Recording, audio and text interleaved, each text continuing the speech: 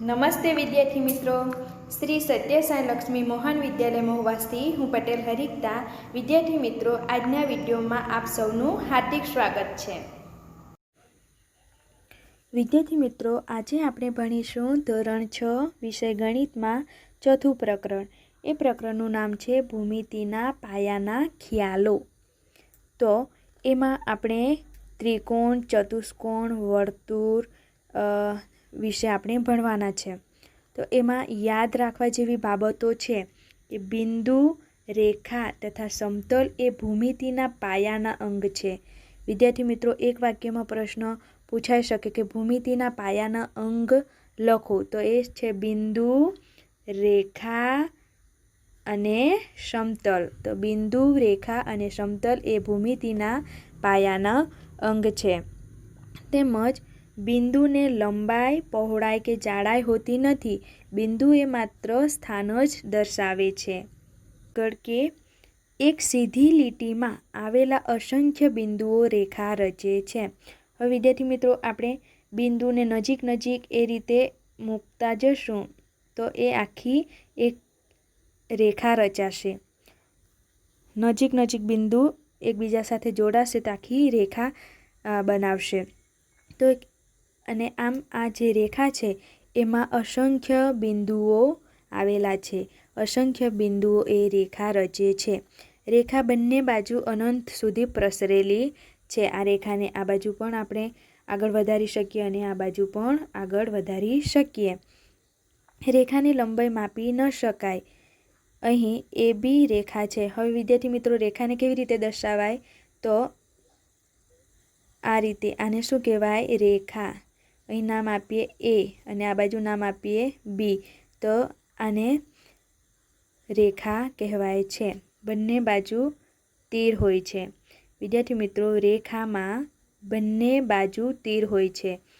અહીં આપણે નામ આપીએ આ બાજુ એ અને આ બાજુ બી. તો એને શું વંચાય? કેવી રીતે લખાય?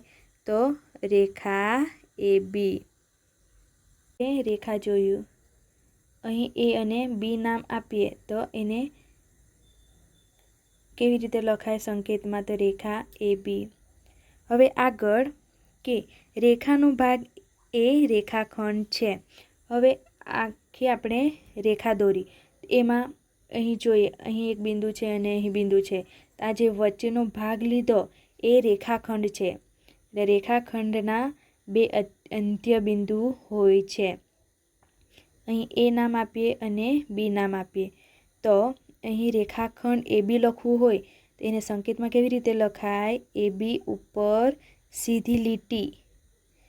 એને શું વંચાય? રેખાખંડ એ બી. ઉપર આપણે શું જોયું? અહીં રેખા એ બી. રેખામાં બંને બાજુ તીર હોય છે. જ્યારે અહીં સીધી જ જે રેખા છે એને શું કહેવાય? રેખાખંડ. અહીં શું વંચાશે? રેખાખંડ એ બી. તો રેખાખંડ એ રેખાનો જ એક ભાગ છે. રેખાનો ભાગ એ રેખાખંડ છે. રેખાખંડને બે અંત્ય બિંદુ હોય છે. વિદ્યાર્થી મિત્રો, આ રેખાખંડ છે એને બે અંત્ય બિંદુ છે. રેખાખંડને ચોક્કસ લંબાઈ હોય છે.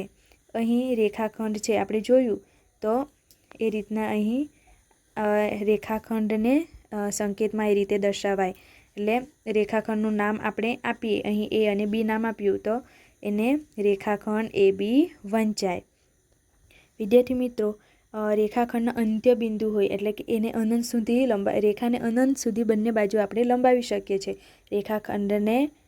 રેખાને લંબાવી શકીએ છીએ, પરંતુ રેખાખંડને બંને બાજુ આપણે અનંત સુધી લંબાવી શકતા નથી. એનું ચોક્કસ એની લંબાઈ હોય છે અને એના બે અંત્ય બિંદુઓ હોય છે. હવે વિદ્યાર્થી મિત્રો, આપણે આગળ કિરણ. અહીં કિરણ એ રેખાનો એવો ભાગ છે જેને એક ઉદ્ભવ બિંદુ છે અને બીજી તરફ અનંત સુધી જાય છે. હવે વિદ્યાર્થી મિત્રો, કિરણમાં એક જ બાજુ તીર હોય છે. રેખામાં શું જોયું? બંને બાજુ તીર. જ્યારે એ પણ એક રેખાનો જ ભાગ છે, પરંતુ એમાં આપણે આ રેખા જોઈએ તેમાંથી એક જ બિંદુ લઈએ તો આ એટલો ભાગ શું છે? કિરણ. એટલે કે આ કિરણનું એક અંત્ય બિંદુ છે અને આ જોઈએ તો એનું એક અંત્ય બિંદુ છે। હવે વિદ્યાર્થી મિત્રો આ કિરણને આ બાજુ લંબાવી શકાતું નથી, જ્યારે જે તીર છે તો તીર બાજુ એને અનંત સુધી લંબાવી શકીએ છીએ। એટલે અહીં લખ્યું છે કે કિરણ એ રેખાનો એવો ભાગ છે જેને એક ઉદ્ભવ બિંદુ છે। તો આ કિરણ છે તો આ ઉદ્ભવ બિંદુ છે અને બીજી તરફ અનંત સુધી જાય છે। આ બીજી બાજુ છે તો એને અનંત સુધી આપણે એને લંબાવી શકીએ છીએ। અહીં એ નામ આપીએ અને આ બાજુ બી નામ આપીએ તો એને કેવી રીતે સંકેતમાં લખાય તો કિરણ એ બી, તો એને કિરણ કહેવાય છે। હવે આગળ એક જ સમતલમાં આવેલી બે રેખાઓ પરસ્પર ન છેદે તો તે બે રેખાઓ સમાંતર હોય। વિદ્યાર્થી મિત્રો એક જ સમતલમાં આવેલી એવી બે રેખાઓ, હવે આ એક રેખા છે અને આ બીજી રેખા છે, એ એકબીજાને ન છેદે એટલે એ રીતે દોરાય તો એકબીજાને સમાંતર છે। હવે સમાંતર અંતરે આવેલી છે, જુઓ, જો બે રેખાઓ પરસ્પર છેદે તો તે માત્ર એક જ બિંદુમાં છેદે છે। હવે એક બિંદુ આ રેખા છે, હવે બીજી એક રેખા એના પર દોરીએ તો હવે આ બે રેખાઓ પરસ્પર એકબીજાને છેદશે તો એ એક જ બિંદુમાં છેદશે। જો બે રેખાઓ પરસ્પર છેદે તો એ માત્ર એક જ બિંદુમાં છેદશે। તો એ રીતે આપણે યાદ રાખવાનું છે।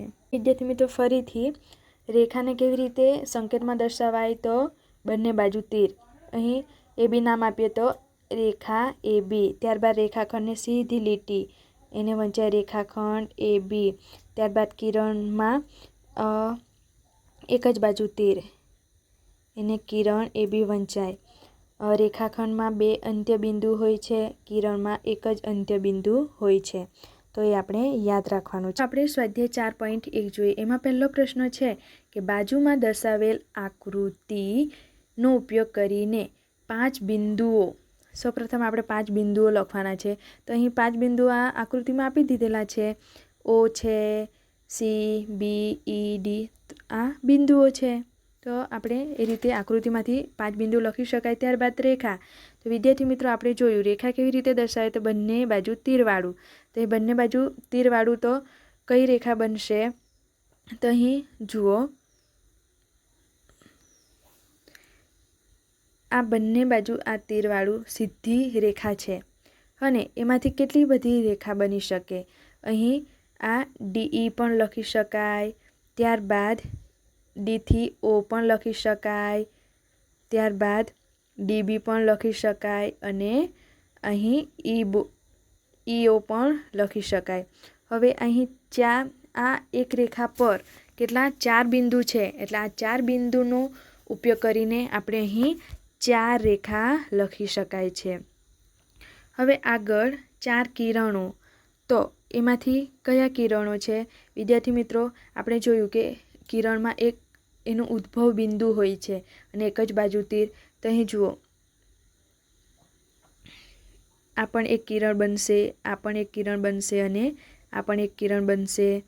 તો એમાં જ્યારે આ કિરણ પર તો 3 બિંદુ છે, એટલે આ 3 બિંદુનો ઉપયોગ કરીને આપણે એમાંથી જ 2 કિરણ તો બનાવી શકીએ। હવે વિદ્યાર્થી મિત્રો આપણે અહીં અંત્ય બિંદુ એને લઈએ અને અહીં સુધી એને લંબાવીએ તો અહીં ડી બી કિરણ બનશે, ત્યારબાદ ડીથી ઈ સુધીનો કિરણ બનશે, ત્યારબાદ ઓ બી પણ કિરણ બનશે, આ ઓથી બી સુધીનું પણ કિરણ બનશે, ઓ ઈ આ બાજુ એને કરીએ તો આ પણ કિરણ બનશે અને ઈ બી, તો વિદ્યાર્થી મિત્રો એ રીતે એના એ કિરણ બનશે।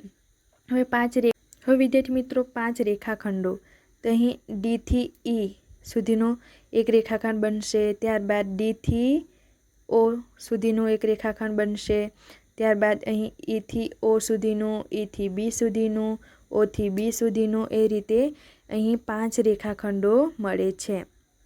હવે વિદ્યાર્થી મિત્રો આગળનો બીજો પ્રશ્ન, આપેલા 4 મૂળાક્ષરોમાંથી દરેક વખતે માત્ર 2 મૂળાક્ષરોનો ઉપયોગ કરી આપેલ રેખાના શક્ય તેટલી 12 રીતે નામ લખો। તો અહીં એક બિંદુ એ લેતા, અહીં એથી સૌપ્રથમ એથી એક બિંદુ એ લેતા તો એથી બી સુધીનું, ત્યારબાદ એથી સી સુધીનું, ત્યારબાદ એથી ડી સુધીનું. અહીં 4 મૂળાક્ષરોમાંથી દરેક વખતે માત્ર 2 મૂળાક્ષરોનો ઉપયોગ કરી આપણે રેખાના શક્ય તેટલી રીતે રેખાને દર્શાવવાનું છે. તો અહીં સૌપ્રથમ એ બી બનશે, ત્યારબાદ એ સી, ત્યારબાદ એ ડી. આપણે 2 જ મૂળાક્ષરોનો ઉપયોગ કરવાનો છે. ત્યારબાદ વિદ્યાર્થી મિત્રો આપણે એક બિંદુ બી લઈએ તો બીથી એ, બીથી બી, બીથી સી, બીથી ડી એ રીતે દર્શાવે. ત્યારબાદ બિંદુ સી લઈએ તો સી એ, સી બી અને સી ડી થશે. ત્યારબાદ બિંદુ ડી લઈએ તો ડી એ, ડી બી અને ડી સી. હવે વિદ્યાર્થી મિત્રો રેખા આપણે લખવાની છે, એટલે રેખા દોરવાની છે, એટલે ઉપર શું દર્શાવીશું? બંને બાજુ તીરવાળું, હા ને, એ આપણે ધ્યાનમાં રાખવાનું, રેખા દોરવાની છે એટલે. હવે વિદ્યાર્થી મિત્રો ત્રીજો પ્રશ્ન કે આકૃતિનો ઉપયોગ કરીને લખો. એમાં ઈ બિંદુને સમાવતી રેખાઓ, એટલે એવી રેખાઓ લખવાનું કે જે એ રેખા પર ઈ બિંદુ આવેલું છે. તો એમાં જુઓ, એથી આ ઈ રેખા છે તો એના પર ઈ આવેલું છે, એટલે પહેલી રેખા એ ઈ લખાય. ત્યારબાદ અહીં બીજી આ રેખા છે તો એનું નામ છે ઈ એફ, તો ઈ એફ લખાય. ત્યારબાદ બીજી રેખા કઈ તો અહીં બીથી ઈ પણ લઈ શકાય. ત્યારબાદ ડીઈ, તો અહીં ડીથી ઈ પણ લઈ શકાય. તો આ ઈ બિંદુ જેમાં હોય તેવી રેખાઓ છે. આ એટલી 4 રેખાઓ આપણને મળે છે. હવે એ બિંદુમાંથી પસાર થતી રેખાઓ, હવે વિદ્યાર્થી મિત્રો એ બિંદુમાંથી પસાર થતી હોય તેવી અહીં જુઓ આ રેખા છે એ ઈ, તો એમાંથી એ રેખા છે એ બિંદુમાંથી પસાર થાય છે, કારણ કે એ રેખા પર એ બિંદુ આવેલું છે, એટલે એ અહીં ઘણા જવાબ શક્ય છે. ત્યારબાદ ઓ બિંદુ જેમાં છે તેવી રેખા, તો ઓ બિંદુ અહીં છે, આ રેખા છે એના પર ઓ બિંદુ આવેલું છે, એટલે કઈ રેખા આપણને મળશે? અહીં સીઓ લખે તો પણ ચાલે અથવા ઓસી લખે તો પણ ચાલે. હવે એક બીજીને છેદતી હોય તેવી રેખાની 2 જોડ લખો. તો આ 2 રેખાઓ એ બી બિંદુમાં છેદે છે. હવે અહીં જુઓ, બીજી આ રેખાઓ પણ અહીં ઈ બિંદુમાં એકબીજાને છેદે છે. તેના નામ છે, આ કઈ રેખા છે? તો આ ઈ એફ રેખા છે અને આ છે એ ઈ. તો આ બંને એકબીજાને છેદે છે અને ઈ બિંદુમાં છેદે છે. તો એ રીતે અહીં જવાબ આવશે. હવે વિદ્યાર્થી મિત્રો ચોથો પ્રશ્ન કે કેટલી રેખાઓ પસાર થાય? એમાં પહેલું એક બિંદુમાંથી અને બીજું 2 બિંદુમાંથી. તો હવે વિદ્યાર્થી મિત્રો આપણે એક બિંદુ લઈએ તો એક બિંદુમાંથી કેટલી રેખાઓ પસાર થાય? તો એવી તો અસંખ્ય, જેમ કે આ એ રીતે. આમ વિદ્યાર્થી મિત્રો એક બિંદુમાંથી તો અસંખ્ય રેખાઓ પસાર થાય છે. ત્યારબાદ આ રેખાનું આપણે નામ આપી દઈએ તો એલ, એમ, આમ એબીસીડીના કોઈ પણ લેટર આપણે એના નામ આપી શકીએ. એબીસીડીના કોઈ પણ લેટર લખી શકીએ. આમ એક બિંદુમાંથી તો અસંખ્ય રેખાઓ પસાર થાય છે.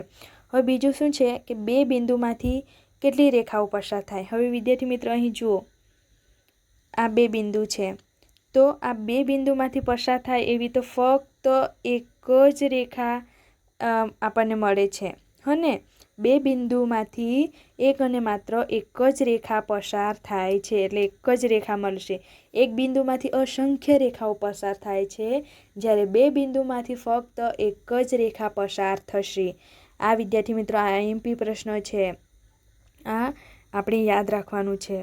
હવે વિદ્યાર્થી મિત્રો 5મો પ્રશ્ન છે કે નીચેની દરેક પરિસ્થિતિને અનુરૂપ કાચી આકૃતિ દોરો.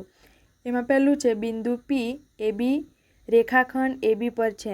રેખાખંડ આપણે ખબર છે, અહીં આ રેખાખંડ છે, એ બી રેખાખંડ છે. હવે અહીં શું, બિંદુ પી એ રેખાખંડ એ બી પર છે, એટલે વચ્ચે પી આપણે લખી દઈએ, વચ્ચે બિંદુ પીને દર્શાવી દઈએ, એટલે આ એની કાચી આકૃતિ તૈયાર થઈ ગઈ. હવે આગળ શું છે કે રેખા એક્સ વાય અને રેખા પી ક્યુ એ એમ બિંદુમાં છેદે છે. તો અહીં ગમે તેવું આપણે કરી શકાય. રેખા XY છે અને બીજી રેખા એ એકબીજાને છેદે છે એટલે છેદતી રેખા આપણે દોરી દઈએ. અહીં PQ નામ આપી દઈએ અને કયા બિંદુમાં તો M બિંદુમાં છેદે છે એટલે અહીં વચ્ચે નામ આપી દઈએ. એકબીજાને જ્યાં છેદે અહીં નામ આપી દઈએ M. તો એ રીતે અહીં દોરી શકાય. ત્યારબાદ આગળ રેખા L. રેખા L પર E અને F બિંદુઓ છે પણ D નથી. તો અહીં જુઓ, એક રેખા દોરવાની. રેખા નામ શું છે? L. અહીં એ રેખા L પર E અને F છે એટલે આ રેખા પર કોઈ પણ જગ્યાએ E અને F દર્શાવી દેવાનું, કારણ કે એના આ બે બિંદુઓ આ રેખા પર છે પરંતુ D નથી એટલે Dને આપણે ગમે ત્યાં દર્શાવી દેવાનું. તો આ રીતે એની કાચી આકૃતિ તૈયાર થાય. હવે વિદ્યાર્થી મિત્રો છેલ્લો કે OP અને OQ બિંદુઓમાં મળે છે. હવે વિદ્યાર્થી મિત્રો અહીં રેખા છે, આ OP છે. હવે આ OQ છે એટલે એના પર દર્શાવીએ. તો અહીં આ બંને રેખા O બિંદુમાં છેદે છે એટલે અહીં વચ્ચે અહીં O ન લખાશે, વચ્ચે O લખાશે. ત્યારબાદ આ OP પણ થશે અને આ OQ પણ થશે ને આ બંને રેખા અહીં O બિંદુમાં મળે છે. તો એની આ રીતના આકૃતિ આવશે. હવે વિદ્યાર્થી મિત્રો છઠ્ઠો પ્રશ્ન છે કે નીચે MN આકૃતિ રેખા MN ની આકૃતિ દોરેલ છે. આપેલી આકૃતિના આધારે આપેલા વિધાનો સાચા છે કે ખોટા તે જણાવો. અહીં પહેલું છે Q, M, O, N અને P એ રેખા MN પર આવેલા છે. તો અહીં આ આખી રેખાનું નામ શું છે? MN. તો આ બધા બિંદુ આ રેખા પર આવેલા છે. Q, M, O, N, P બધા છે જ એટલે આ વિધાન સાચું છે. હવે બીજું M, O, N એ MN રેખાખંડ MN પર આવેલા છે. હવે રેખાખંડ છે વિદ્યાર્થી મિત્રો, અહીં રેખાખંડ એટલે આ M થી N સુધી છે. તો અહીં રેખાખંડ MN થશે આ એટલું. તેના પર M, O, N તો આવેલા જ છે. આ રેખાખંડ પર આ ત્રણ બિંદુ તો છે જ, માટે આ વિધાન પણ સાચું છે. હવે આગળ ત્રીજું M અને N એ રેખાખંડ MN ના અંત્યબિંદુ છે. હવે આ રેખાખંડ MN છે તો એના બંને અંત્યબિંદુ છે ને, અહીં આ અંત્યબિંદુ M અને અહીં અંત્યબિંદુ N છે, માટે આ વિધાન પણ સાચું છે. હવે વિદ્યાર્થી મિત્રો આગળ કે D, O અને N એ OP ના અંત્યબિંદુઓ છે. હવે વિદ્યાર્થી મિત્રો અહીં OP, O અને P. તો વિદ્યાર્થી મિત્રો OPમાં તો એના અંત્યબિંદુ O અને P થશે, પરંતુ અહીં શું લખેલું છે? O અને N એ OPના અંત્યબિંદુઓ છે. તો આ વિધાન ખોટું છે. હવે વિદ્યાર્થી મિત્રો અહીં આગળ કે M એ QOનું એક અંત્યબિંદુ છે. તો વિદ્યાર્થી મિત્રો અહીં Q થી O, QO રેખાખંડ છે તેનું એક અંત્યબિંદુ છે. તો અહીં Q અને O છે રેખાખંડ. હવે વિદ્યાર્થી મિત્રો અહીં રેખાખંડ QOનું અંત્યબિંદુ તો Q અને O થશે એટલે M તો આવવાનું નથી, માટે આ વિધાન પણ ખોટું છે. કે M એ QP પરનું બિંદુ છે. હા ને. હવે વિદ્યાર્થી મિત્રો અહીં QP ક્યાં છે? તો Q થી P સુધીનું. હવે અહીં કિરણ QP લખેલું છે. તો અહીં કિરણ Q થી P સુધીમાં તો M તો આવે છે એટલે કે અહીં M એ QP પરનું બિંદુ છે. કિરણ QP પરનું બિંદુ છે એટલે આ વિધાન સાચું છે. હવે આગળ કિરણ OP અને કિરણ QP થી ભિન્ન છે. અહીં OP એ આ QP થી ભિન્ન છે. તો વિદ્યાર્થી મિત્રો આ વિધાન સાચું છે. કિરણ OP એ કિરણ QP થી ભિન્ન છે, કારણ કે આ બંનેના ઉદ્ભવ બિંદુ અલગ અલગ છે. હવે વિદ્યાર્થી મિત્રો આગળ કે કિરણ ઓપી અને કિરણ ઓએમ એ સમાન છે. હવે ઓથી પી અને આ બાજુ ઓએમ, તો આ વિધાન ખોટું છે, કારણ કે કિરણ ઓપી અને કિરણ ઓએમ એ વિરુદ્ધ કિરણો છે, અહીં સમાન નથી. આગળ, કિરણ ઓએમ એ કિરણ ઓપીનું વિરુદ્ધ કિરણ નથી.